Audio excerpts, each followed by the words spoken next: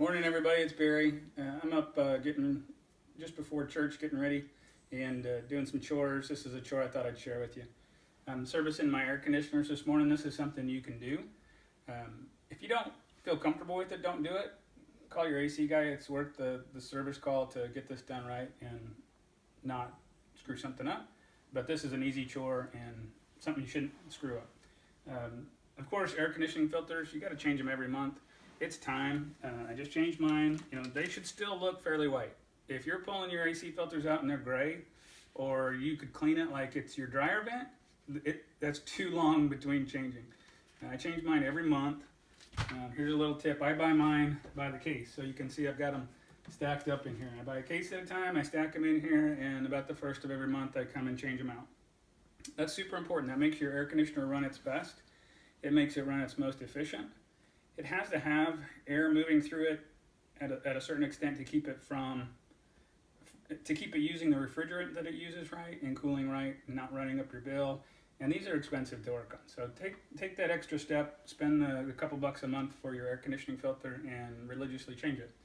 So another thing that I do this time of year, it's the beginning of the summer season, your air conditioning lines, your drain lines coming out will run all the way to the outside of the house. And they go down and over and work their way out of your house. And there's low spots and bands and spots where water can gather and stay. And we know that anywhere there's water that can gather and stay can start to grow. So this is something you should do at least once a year, if not in the spring and in the fall. Simple bleach.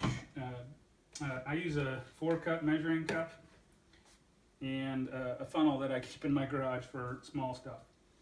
So on your unit, hopefully you've got some extra pieces that come up and they have a cap that you can just remove. Now, sometimes you do have to wrestle with the cap if somebody pushed it down and made it nice and snug, but you don't need to, just let it rest on there. I mix up probably a little too much bleach to water, but I put about a half a cup of bleach to the 4 cups of water, and I use my funnel, and you just pour it in. I pour it in nice and slow. If you think about a garden hose, how you can turn the water off and your garden hose keeps running, that's because it's got a siphon and an airlock, like a vacuum going, and it's going to pull all that water out, even though you got the water spout turned off. So I pour it in slow, a little bit here, a little bit here, a little bit here, so that it doesn't just all run through the system and run out from that scientific vacuum. So pour it in nice and slow. I have 2 units, of course, obviously. So do both units, mix up that half a cup or so of bleach to 4 cups of water, pour it in nice and slow. And that's going to keep your spots where the water does gather from growing goop. What that does, if it starts growing, it can build up, it can block your drain line. And then you'll notice in a different area of your house that you may never noticed before that you've got a secondary drain line.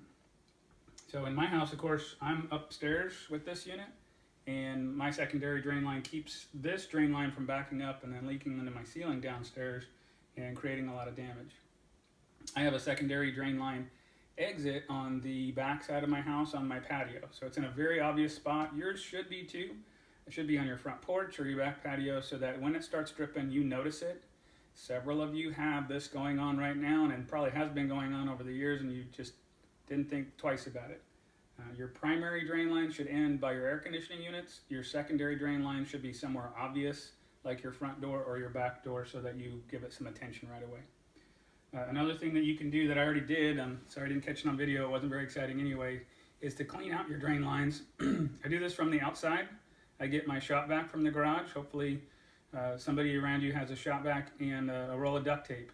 And I go onto the outside of my tube, this white pipe that's going out by my air conditioner, and I duct tape my shop vac hose to it tightly.